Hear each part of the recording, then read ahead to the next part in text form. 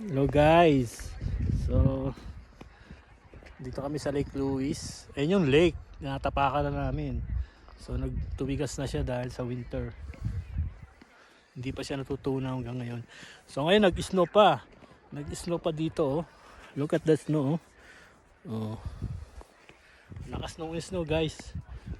Yung mga taga Alberta dyan pumunta na dito. Ngayon na. Ngayon na. Punta na kayo dito sa Lake Louise.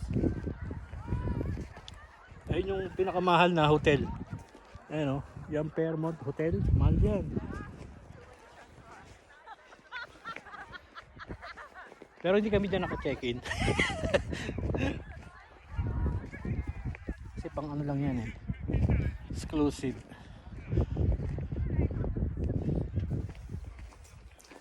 Oh my god, it's nice here guys. I feel like, young. Wala yung pagod ko. Wala yung pagod ko kakatrabaho. Yan. Worth it ang punta namin ngayon dito guys. Kasi first time ko nakaapak ng snow. Yung the lake. First time ko. Sige guys, bye.